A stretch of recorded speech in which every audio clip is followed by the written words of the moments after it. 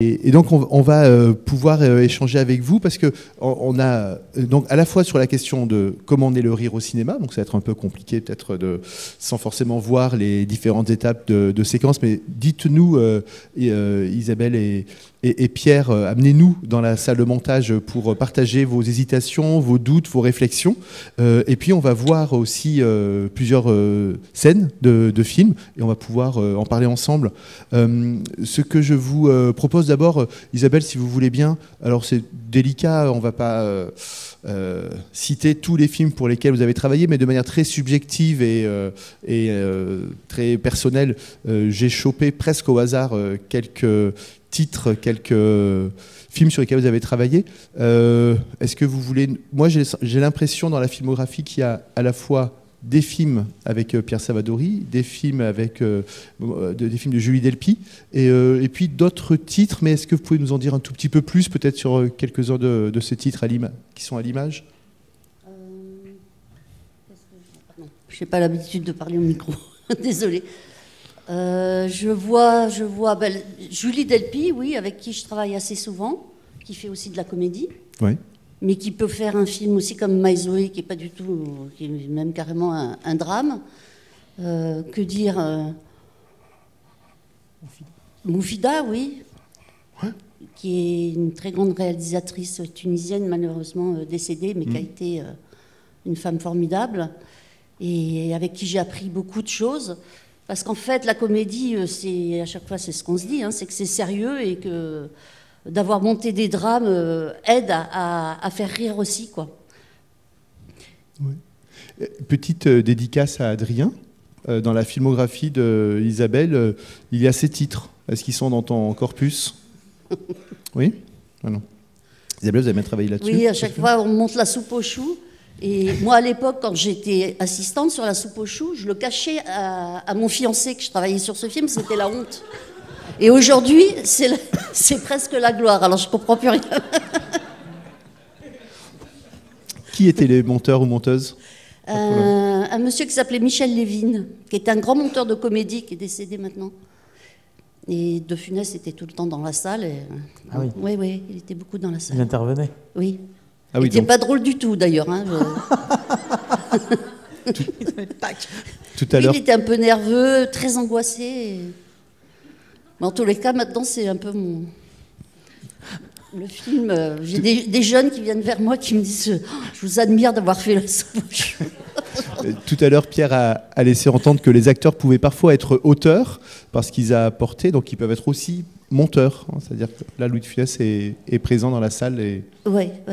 Et d'ailleurs, les acteurs deviennent réalisateurs des fois. C'est pas toujours une bonne idée, mais il y en a beaucoup qui deviennent réalisateurs. On a toujours un peu peur quand les acteurs viennent au montage, parce qu'on a peur qu'ils nous demandent de changer des trucs. Ça t'arrive? C'est arrivé. Je vais vous raconter une anecdote rigolote. Avec Isabelle, on montait un film, alors là, je ne peux pas dire lequel, mais je n'arrêtais pas d'insulter l'acteur. Mais je l'insultais vraiment, c'était très injurieux, quoi. Et à un moment, je lui ai dit, mais c'est pas possible, il faut que j'aime mon acteur, je ne peux pas l'insulter comme ça, j'arriverai pas à monter le film. Donc, on avait fait une boîte, c'était la boîte A machin, le nom de l'acteur, et chaque fois que je l'insultais, je devais mettre 1 franc dedans ou 1 euro, je ne me rappelle plus. C'était en euros déjà. C'était en euros déjà, ok. Et puis un jour, le mec, il est venu nous voir sur le tournage, au montage, et on avait oublié de cacher la boîte AX. Il avait parlé, puis envoyé le truc avec marqué boîte à machin. Et voilà, bon. Surtout, elle était bien pleine, en fait. Elle était pleine à rabord, la boîte. Qu'avez-vous fait de ces 350 euros? On a été manger dans le plus grand restaurant parisien avec ça, on avait une fortune. On avait 1 million d'euros. C'était rigolo. Voilà, mais bon. Et c'est marrant parce que le premier film qu'on a monté ensemble, c'est pas du tout une comédie, c'est un drame. C'est Les Marchands de Sable, mais qui était très découpé. Oui, mais c'était le début du montage numérique, parce que toi, tu as commencé en 35. Et en 35, quand on faisait un montage, le changer, c'était la croix et la bannière. Il fallait vraiment négocier avec la monteuse pour qu'elle accepte de rallonger, couper, ou même essayer un autre montage. Et moi, j'ai eu la chance d'arriver avec Pierre, en tout cas, au moment où on pouvait faire 20 versions, ça changeait rien. Donc ça, je pense que ça t'a beaucoup soulagé, oui. l'arrivée du numérique. Oui. montage. Je pense que ça a changé le cinéma aussi. On voit toujours quand il y a des innovations majeures dans le cinéma, tout à coup la surutilisation de cette nouvelle technique qui donne des films bizarres. Donc avec La Vide, on voit à un moment arriver des films ultra montés où c'est cut à tout ça. Et puis après, c'est toujours la même chose. Ça s'équilibre et puis il y a un usage après plus normal de la chose. Mais moi, ça m'aide beaucoup, surtout pour les prises. Parce qu'avant, quand vous avez une prise et vous te faites 10 prises, par exemple, en pellicule, ou 8, vous en tirez 2, parce que ça coûtait très cher. Donc on disait à la script, on va tirer la prise 3 et la 7. Et ensuite, c'est ça qui partait au labo. Mais ensuite, on travaillait uniquement avec ces 2 prises. Et moi, l'arrivée du numérique, ça me permet... par exemple, peut-être de privilégier 2-3 prises parce qu'elles ont une couleur, mais ensuite, pour plein de petites phrases, pour parfois des plans de coupe, parfois quand un acteur, celui par exemple de La Boîte, il faut 20 prises pour arriver à faire une prise normale. Donc pour moi, ça a été un très gros soulagement, l'arrivée du numérique, surtout pour ça, pour pouvoir aller piocher dans toutes les prises sans que ce soit hors de prix, sans que ce soit trop cher. Isabelle, c'est bien avec Henri Colpi que vous avez démarré ? Oui, et c'est grâce à lui que je fais du montage d'ailleurs. Parce qu'en fait, je suis un peu arrivée par hasard. Moi, je cherchais un petit boulot dans le cinéma. J'ai décroché un stage sur un documentaire qui s'appelait Demain on rase gratis. C'était un documentaire sur les promesses électorales. Enfin bon, c'est jamais sorti, je crois. Et c'était Henri Colpi qui montait le film. Il avait comme assistante la copine de Georges Delrue. Georges Delrue venait chercher sa copine tous les jours. Et moi, j'étais là, j'arrivais de l'arrière-pays niçois. Et j'ai dit, mais moi, je veux faire ce film. Il parle de Prévert, de Charlie Chaplin, comme si c'était leur copain. D'ailleurs, c'était leur copain. Et il se trouve que Henri Colpi m'a demandé d'extraire d'anciens journaux télévisés des moments qui pouvaient intéresser le montage. Il a fallu après que j'attende 15 ans pour qu'à nouveau on me donne une responsabilité pareille. Mais Henri Colpi me l'a donné. C'est un grand monteur et un grand réalisateur. Voilà. Et du coup, j'ai dit, je veux faire ce film. Et ça m'a donné la patience d'attendre les fameuses 15 ans avant qu'on vous autorise à faire quelque chose d'un peu important. Oui, il faut que tu peut-être t'expliques, c'était très hiérarchisé avant, on était stagiaires, ouais. On ne pouvait pas toucher la pellicule, et puis après, enfin tout. Ouais. Et Henri Colpi, lui, il était en fin de carrière, il était très content d'avoir quelqu'un qui lui dégraisse le travail, quoi. Et c'était bien, moi j'aimais beaucoup aussi le montage, c'est pas par nostalgie d'une autre matière, moi c'était surtout qu'il y avait plus de monde dans la salle. Oui. Il y avait un stagiaire, il y avait une seconde assistante, une première assistante, il y avait la monteuse, la chef monteuse, et quand on faisait des projections, ça me permettait d'avoir un retour, de demander un peu ce qu'ils en pensaient, et de voir si ça accrochait au film, tandis que maintenant on a un premier assistant, mais il y a moins de monde, quoi. Il n'est pas dans la salle. Moi, je me souviens que quand j'étais assistante, quand la chef monteuse voulait rallonger un plan, c'est moi qui lui ai amené le bout de pellicule. Et on avait toujours un échange de regards. Et peut-être que ça l'aidait à s'assurer qu'elle était en train de faire quelque chose d'intéressant, ou que je trouvais ça bizarre. Je faisais juste un petit truc très, très léger. Et il y avait une espèce d'échange comme ça qui était assez sympa. Et moi-même, j'ai commencé à monter en pellicule et cherchais toujours le regard de mon assistant pour voir ce qu'il en pensait. Et aujourd'hui, c'est plus possible. Oui. Et moi, j'aimais beaucoup ça. Et à la fin, on avait un assistant avec Isabelle qu'on aimait beaucoup et qui a quasiment monté la scène de l'embauche, non ? Ou des homards, je ne me rappelle plus. Je ne sais plus, ouais. Non, sur Après vous, à un moment, tu lui as dit, celle-là, on devient fou. Et il a pu... Ouais. C'est vachement chouette, quoi, de pouvoir un peu échanger et que ça reste pas uniquement immersif comme ça, avec tous les deux l'un à côté de l'autre. De toute façon, c'est un travail très singulier, le montage, d'être deux comme ça devant toute la journée des images. Alors, il y a quelques réponses à des questions qu'on se pose dans cet ouvrage d'Henri Colpi, qu'il avait coécrit avec Nathalie Hurault. Henri Colpi, donc long parcours de monteur, et qui a effectivement réalisé quelques films, notamment Une aussi longue absence. Et à l'occasion de l'avant-première de ce film, Une aussi longue absence, Rodolphe Maurice Arlot, le papa de Yann, journaliste, scénariste, historien du cinéma, que j'aimais beaucoup, Yann, Rodolphe Maurice Arlot pose quelques questions à Henri Colpi. Il y répond, et si vous voulez bien, vous pourrez réagir juste après. Est-ce qu'au moment où vous êtes devenu metteur en scène, vous avez monté votre film vous-même ? Oh, certainement pas. Certainement pas, parce que je me doutais que je serais un mauvais monteur pour le film. Parce que quand on monte soi-même ses propres images, on a trop de tendresse, enfin on hésite à couper, etc. Il vaut mieux avoir un œil frais, en tout cas un œil critique, un œil plus distant, qui soit là, qui soit au ciseau. Et en l'occurrence, bon, c'est Jasmine Chalet qui a monté le film, elle est là d'ailleurs, et elle avait ce regard critique, dur, en même temps qu'une sensibilité très forte. Et je dois dire que ça m'a beaucoup aidé. Ça vous a fait mal un peu quand on vous a coupé? Eh oui, oui. Oui, bah, tout est dit. Hein. L'œil critique, frais, distant, sensible. Et Pierre, est-ce que ça fait mal quand on coupe des plans, des scènes, des séquences? Ah oui, oui, c'est très difficile, mais il faut être brutal avec son film. Il faut faire attention à ne pas être trop complaisant. Et puis en fait, si on fait tomber des belles scènes, ça veut dire que peut-être que le reste est pas trop mal. Quand on commence à enlever des jolies scènes, c'est vraiment intéressant ce qu'il dit là sur le regard extérieur. Il faut comprendre que la monteuse a pris de plus en plus d'importance dans le cinéma. Au départ, la monteuse, c'est juste une technicienne, hein, c'est ça, c'est quelqu'un qui coupe, et c'était que des femmes, je ne sais pas trop pourquoi. Oui, c'était un métier de femme parce qu'il y avait des gants blancs et Non, c'est surtout aussi que les femmes ne pouvaient pas aller sur les tournages si on avait envie de faire du cinéma.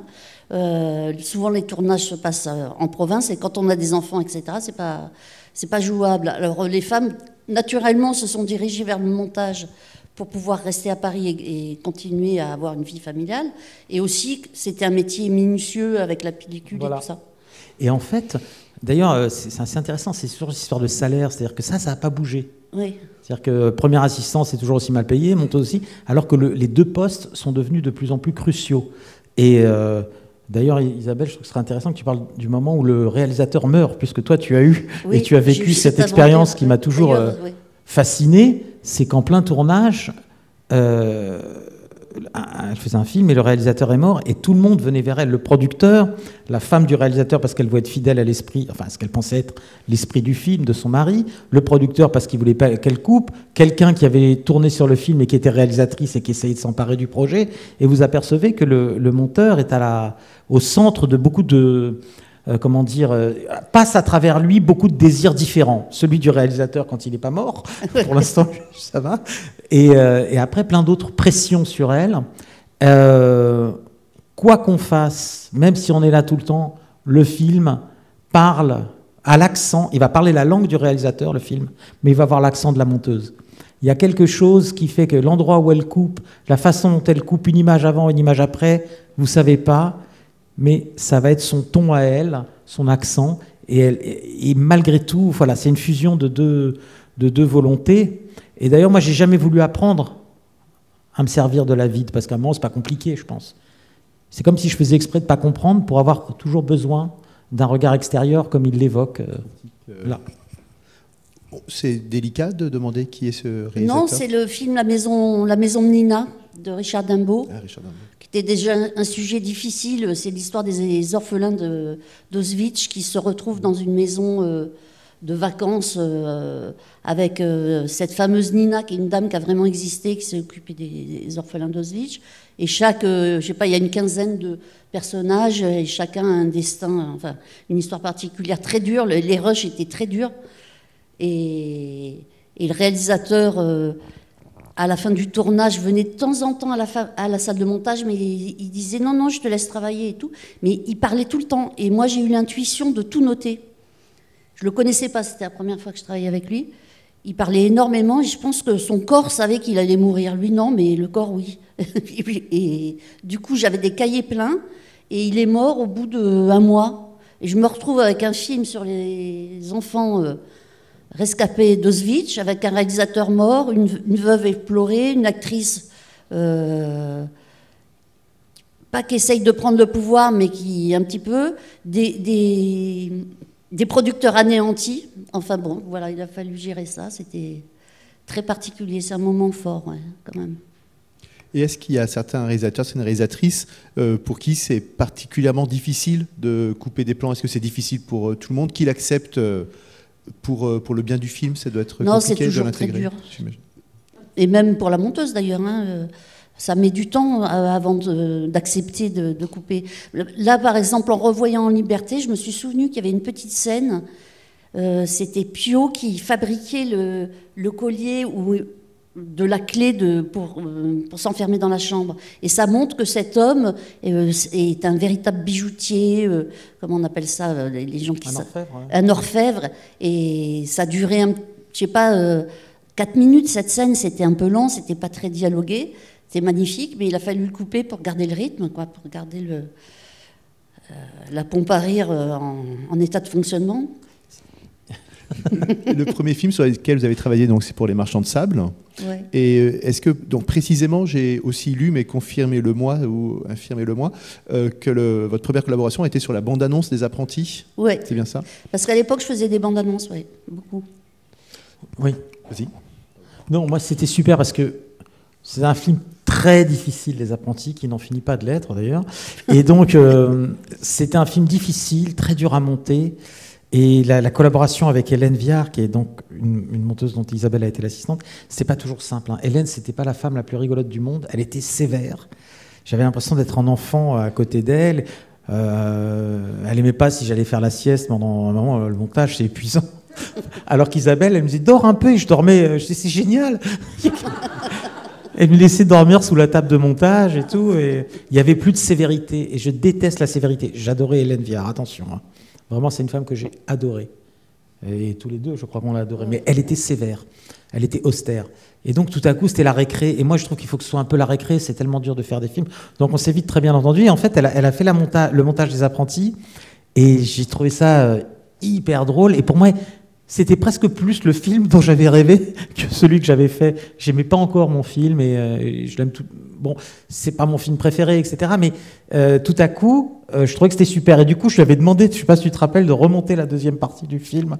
T'as oublié ça? J'ai oublié. Bon, bah voilà, ça fritait beaucoup. Et après, pour répondre, tu sais, sur les scènes coupées, c'est toujours très difficile. On a coupé 1 heure des Apprentis. 1 heure. Et à chaque fois, on me disait, mais Pierre, t'inquiète pas, il y a le DVD. À l'époque, c'était le truc des producteurs. Ils vous faisaient couper, mais ils disaient, bon, c'est pas grave, on les mettra dans les bonus. Parce qu'à l'époque, c'était très important, le DVD. Et quand ça sortait, c'était une économie forte. Les gens achetaient des DVD. Si vous faisiez à peu près 1 million d'entrées, ça voulait dire 100 000 DVD. 500 000 entrées, 50 000 DVD. Et tout à coup, je me disais, ah, super, ces scènes qu'on a travaillées, écrites, jouées, tournées, machin, eh ben, elles existeront là. Et j'attendais la sortie du DVD. Et puis, un jour, on me dit, bah, ça y est, le DVD va sortir. Je suis en bagnole en Corse, je conduis, puis je dis, ça, on ne parlait pas beaucoup des bonus, et puis un jour, je reçois un coup de fil. Et c'est une assistante qui est toujours là, hein, qui m'appelle pour me dire, écoute Pierre, il faut qu'on te dise, en fait, à un moment, la production n'avait plus d'argent pour payer la conservation des rushs. Et pourtant, le film avait cartonné. Hein, et ils ont, sans les prévenir, ils ont brûlé les scènes coupées, montées, etc. Ils ont tout mis à la poubelle. J'étais en voiture, je te jure, je me suis arrêté à ça du ravin, quoi. J'étais comme ça, tétanisé. Et donc, 1 heure de montage des Apprentis et sont partis au feu, quoi.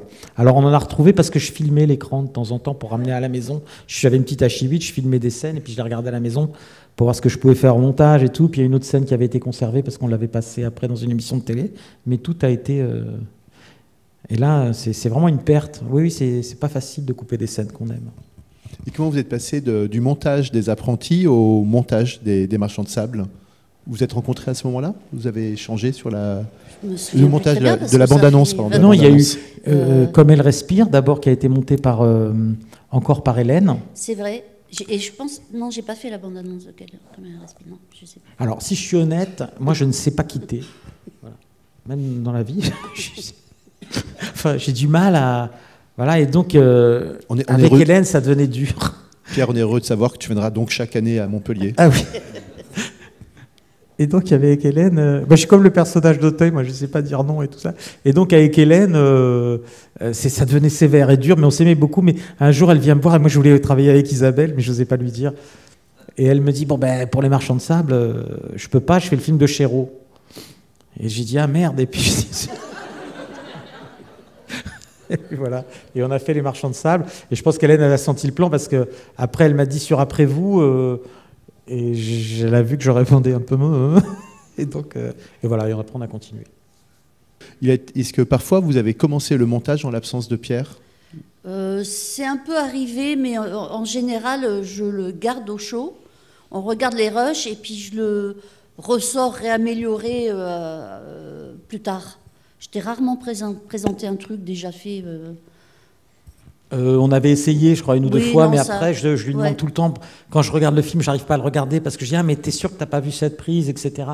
Donc on le fait plus, on dérush ensemble. On regarde les rushs d'abord ensemble. Après, je fais un premier montage et ensuite. D'abord, on fait les phrases. Et après, parce que. Ouais. Préciser. Voilà. Alors, les phrases, c'est chaque réplique, quel que soit l'angle sous lequel elle a été dite, et en off, en on, on les met bout à bout, de manière à ce que Pierre puisse non seulement voir la phrase dite par le même comédien sous différents angles, mais même entendre, parce que des fois, on remplace un mot pour avoir la musique exacte du dialogue que tu recherches. Donc en fait, on demande à un assistant de prendre tout le scénario et de faire plein de petites boîtes avec 5-6 phrases, tout le scénario. Ce qui fait que quand une scène ne va pas, on va dans les phrases et on a directement... je peux réécouter toutes les prises très très vite, pas me taper toute la scène et puis pouvoir extraire juste un bout et le mettre. Parce que c'est toujours la même chose aussi, en comédie, vous avez cet impératif d'efficacité. Il faut malgré tout tenir la promesse et donc parfois, toute la scène est bien, mais il y a 2-3 trucs qui ne vont pas, ben là ça nous permet de faire des faux synchros, des trucs comme ça, quoi. Oui. Oui. Oui. Voilà. Ouais. Voilà. Et il y a beaucoup de dialogues qui sont l'air de rien retravaillés comme ça. Juste un mot, une petite césure, un petit changement d'intention fait que ça contribue aussi à la complexité de... Je l'avais fait déjà sur Les Apprentis, toi tu n'étais pas là, mais sur la lettre que lit François Cluzet au début, plusieurs fois, François avait du mal à faire des ruptures. Et donc moi je voulais pas qu'il dise tout le temps, comme il répète tout le temps la même phrase, et je voulais beaucoup de ruptures. Et donc Hélène m'avait dit, comme j'étais pas content, je dis mais non ça va pas, elle m'avait envoyé au coin, quoi, dans une autre salle, avec tous les sons, et j'ai reconstruit toutes les phrases comme ça, mais à l'époque c'était avec de la pellicule son, donc je coupais, je remettais, puis je fabriquais, j'ai refabriqué tout ce générique de début, comme on le fait maintenant, mais en beaucoup plus rapide. Oui, parce que Pierre, et c'est pas le cas de tous les réalisateurs, tu as vraiment une musique dans le dialogue, tu as envie de l'entendre d'une certaine manière, tu l'as dans la tête, tu le cherches au tournage, si tu l'as pas, tu le reconstruis au montage. Oui, c'est-à-dire que je sais que par exemple sur certaines prises, il me manque une phrase ou deux. La script le sait, et je lui dis il me manque celle-là, on refait la prise parfois juste pour cette phrase-là, puis après c'est bon. Ça, c'est les avantages du numérique. Je peux aller chercher juste cette phrase. On voit le début de Hors de prix ? Oui. Je vous en prie. Non, c'est un tout, mais vous savez, le cinéma, avant tout, Hitchcock, il écrivait d'abord toutes ses scènes, et puis jusqu'au bout, il essayait de faire sans dialogue, et à la fin, il restait le dialogue. Moi, je suis de cette école-là, bizarrement. J'essaie de tout dire autrement. L'amour de Samy Bouadjila pour Audrey, etc., on essaie de le montrer d'emblée sans qu'il dise rien. Mais après, j'écris la lettre. Alors, je me dis, si j'écris les dialogues, autant les soigner au maximum. Voilà, et puis c'est là, maintenant, le son, il a été inventé, les dialogues ont été inventés, donc je soigne ça autant que le reste. Vous voyez ? Et donc, j'y accorde beaucoup d'attention, et à l'écriture et au montage. Parce que si c'est pas juste... Si on met trop d'intention sur la lettre, là, c'est mort. Il faut vraiment qu'elle soit plate pour qu'on sente le dénuement, l'amour, la vérité, etc. Donc c'est des choses comme ça qu'on cherche tout le temps. Est-ce qu'il y a d'autres questions ? Oui, j'en prie. Oui, excusez-moi, juste une petite question, parce que bon, il y a plein de théories. Après, il y a comment on fait des films et comment on les pratique. Enfin, quand on expérimente ces métiers. C'est une question, souvent, on dit que pour le montage, le gros plan est privilégié, avec les champs, les contre-champs. On dit souvent que le close-up et le plan taille sont des plans de comédie, situation de personnage. Vous en pensez quoi en tant que monteuse ? Bah, ça dépend. Des fois, les corps sont plus drôles que les visages, des positions de corps et... Vraiment, c'est vraiment au cas par cas. Mais moi, je ne crois pas forcément au gros plan comme étant le truc qui fait poiler les gens, quoi. D'autant que dans le plan large, ce qu'on dit quand il est réussi, il fait le montage tout seul, le spectateur. Il sait où il doit regarder et où est ancré où doit s'ancrer son regard à un moment pour que la scène fonctionne. Le plan large, c'est le spectateur qui fait le montage. Et s'il est bien mis en scène, s'il a le bon timing, les bons axes quand on se recadre, c'est super. Mais souvent, ensuite, on rentre à l'intérieur pour recadrer, pour montrer une réaction plutôt qu'une action. Mais c'est ensuite pour amplifier un effet. Mais l'idéal, parfois, c'est ça. Hein. Mais par exemple, en Liberté, la scène du braquage de la bijouterie, je me suis dit, tiens, qu'est-ce que ça va donner? Et donc, je filme en plan large toute la séquence. C'est une des séquences où j'ai vu les gens le plus rire dans les salles, etc. C'était catastrophique. C'était catastrophique. Parce que c'était impossible. Cette scène devait être dopée artificiellement par le montage pour remonter en efficacité comique, parce qu'il y avait trop de choses à jouer, de la réconciliation, le moment où on se rend compte que quelqu'un vous a menti dans une vie, ça prend un an. Découverte du mensonge, haine, réconciliation, minimum 3 mois, il faut compter.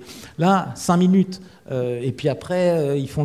Donc, à un moment, le gros plan sert à redynamiser, les plans de coupe servent à donner de la pêche. Moi, on travaille aussi beaucoup là-dessus. Vraiment, j'ai pas une croyance particulière en disant non, là, il faut pas de gros plan avant 10 minutes. Certains disent ça, hein, que dans un récit, on peut pas entrer dans le gros plan avant tant de temps, etc. Moi, j'ai pas cette austérité-là. Je peux l'avoir à d'autres endroits, mais pas là. Mais souvent, tu te sers du gros plan en réaction, pas en action. Enfin, oui. Ouais. Mais est-ce que vous en êtes convaincu vous-même? Est-ce que vous avez besoin de retour extérieur, qu'on vous le confirme, qu'on vous dise que c'est effectivement le bon moment? Il y a les projections, mais le truc le plus sûr, c'est quand Pierre rit de son gag, c'est que c'est drôle. Mais apparemment, Pierre est bon spectateur de ses propres films. Ouais. Il rit. Souvent, il me dit j'ai honte de me faire rire. Oui. Non, alors quand c'est bien, je ris. Par exemple, je trouve que l'ouverture de Vrai Mensonge, je trouve ça drôle, cette fille qui se fait couper sa frange, ça me fait rire. Et les deux filles, tout me fait rire. Après, il y a des choses qui me font moins rire. On dit on a raté, mais voilà. Bon. Alors nous, en général, on fait seul, etc. Et puis ensuite, moi, j'ai l'impression que je dis ça y est, c'est ça. Et ensuite, on fait des projections. Mais moi, les projections, c'est pas tellement pour savoir si c'est drôle, pas drôle, si on a raison ou pas. C'est parce que c'est quelque chose qui me réinvestit dans le film. Parce qu'à un moment, on l'a tellement vu, et tout à coup, quand vous le voyez avec des gens, vous invitez 5-6 personnes, là où vous étiez un peu complaisant, vous devenez vraiment impitoyable, quoi, en disant non, on enlève, c'est pas bien. C'est pas tellement les réactions, c'est que je me sens tout à coup très mal à l'aise. On se prend vite la honte quand c'est pas parfait, alors que tant qu'on l'a pas montré, on se dit que c'est pas trop mal et tout, puis dès qu'on le montre. Ouais. Mais en général, en tous les cas, quand Pierre rit dès le début sur un gag, 20 ans plus tard, il rigole de la même chose quand même. Oui. Moi, je rigole d'avance. Là, par exemple, je trouve pas ça terrible, moi. Et alors que le début de Vrai Mensonge, il me plaît. Là, l'exposition, c'est pas du tout comme ça que je l'avais rêvé, mais j'ai pas réussi à la filmer exactement comme je voulais. Ce matin, j'en conviens, Pierre, c'était un petit peu étrange de te demander de commenter tes propres propos sur France Culture, mais Isabelle, je veux bien que vous le fassiez si vous en êtes d'accord, sur la question de l'efficacité. Est-ce que vous pouvez préciser ce qu'est l'efficacité d'une séquence, d'une comédie, d'un projet global? C'est quoi une comédie efficace sous la dimension c'est celle qui vous gênerait, celle vers laquelle vous ne voulez pas forcément aller? Le fait de faire une comédie efficace. Le signal, c'est que les gens rigolent. Une comédie efficace, c'est ça? Oui, mais toi, Pierre, quand tu le disais, tu laissais entendre que par moment, ça pourrait être une facilité ou l'envie d'aller vers ce type de...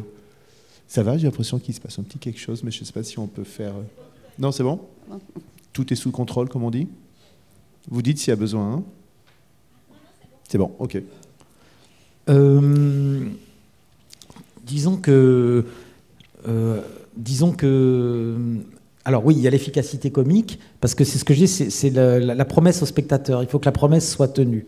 Après, je ne ferai pas n'importe quoi pour faire rire. Pour moi, l'efficacité, ça a à voir aussi avec le récit, ça a à voir aussi avec une forme... Dans Après vous, dans Hors de prix, une chaîne que j'aime énormément, ce qui est une ellipse qu'on a trouvée sur le tournage, où elle comment dire, on a Audrey Tautou qui se saoule en buvant des petits cocktails, et dans les cocktails, il y a une ombrelle. Et je me dis, mon Dieu, maintenant, il va falloir que je la filme 6 fois ou 7 fois. Parce que souvent, dans mes films, la résolution se fait par l'ivresse. C'est ce qui libère les personnages et ce qui libère le récit. Et donc, il fallait qu'elle boive plusieurs fois. Je me dis, mais je vais pas faire un plan au-dessus de la coupe, un autre plan sur le côté, la musique, machin. Je cherchais une idée pour montrer qu'elle allait boire plein de cocktails. Et à un moment, en fait, Audrey Gad lui sert un cocktail, elle prend l'ombrelle, elle la met dans son chapeau, elle tape sur le bar et elle fait une autre. Et ensuite, cut. Et on est dans le chignon d'Audrey, et là, il y a 8 ombrelles, et on comprend qu'elle est... ça, une ellipse comme ça, elle n'a pas forcément une grande efficacité comique, mais elle a une façon de ramener le spectateur dans le film qui est imparable. Parce que, comme je le dis souvent, une ellipse, quand on trouve une ellipse, c'est une façon de faire rentrer le spectateur au montage, de faire rentrer le spectateur dans le film. C'est-à-dire qu'avant, donc, on coupait de la pellicule, celui-là, on l'a fait en pellicule, je crois, je ne me rappelle plus. Non, en numérique. Ouais. Donc, on coupe. Et puis là, dans l'ellipse, si vous voulez, il y a une ombrelle, et puis là, il y a 7 ombrelles. On coupe, il y a 1 millième de millimètre, la colle, et voilà. Mais dans cet espace, il y a le spectateur à l'intérieur. C'est-à-dire que c'est lui qui fait le trajet et qui dit maintenant elle est ivre. C'est lui qui joue la scène presque, qui la visualise. On ne la voit pas, elle n'a jamais été tournée. Et c'est la façon de rendre le spectateur metteur en scène. Et donc de l'inviter dans le film et de lui faire partager d'une façon plus puissante l'expérience de spectateur. Il devient co-réalisateur du film.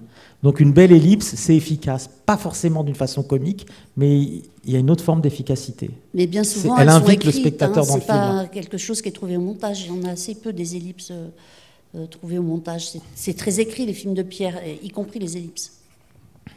Mais en tout cas, même si qu'on la trouve au montage ou qu'on la trouve à l'écriture ou au tournage, c'est par exemple un truc finalement de montage pur, de récit monté, qui est que je trouve merveilleux. C'est vraiment un de mes outils de cinéma préférés, quoi. L'exemple que tu viens de citer, c'est peut-être ce type de plan que, pour notre part, ce qui a été dit ce matin, peut-être par toi aussi, Adrien, l'élégance. C'est aussi ce style, un auteur, et cette élégance-là qu'on retrouve de film en film. Si on avait hier on parlait dans la petite bande, le moment où le garçon lâche des graines d'immortel, par exemple, ce type de plan qui passe, qui à la fois renseigne, qui font avancer le récit, mais en même temps ont cette composition et nous touchent pour ces raisons-là. Et on a le sentiment que c'est une certaine élégance, c'est un style, quoi. Qui fait peut-être probablement qu'on reconnaît. Je voulais montrer le premier émoi amoureux chez des enfants, et j'ai trouvé ça très beau parce que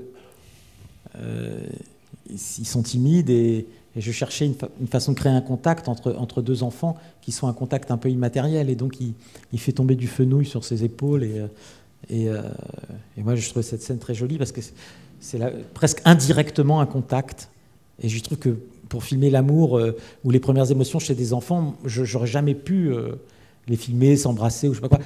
Et même la scène où elle l'embrasse pour la première fois, elle a le masque, sinon elle n'aurait pas osé. Donc ça, c'était très intéressant de trouver des idées là-dessus, comment on est l'émotion, comment on montre une émotion entre les petits quand ils commencent à tomber un peu red dingue, et voilà, quoi. Donc ça, c'était rigolo. Voilà. Merci beaucoup à vous deux. Merci Isabelle.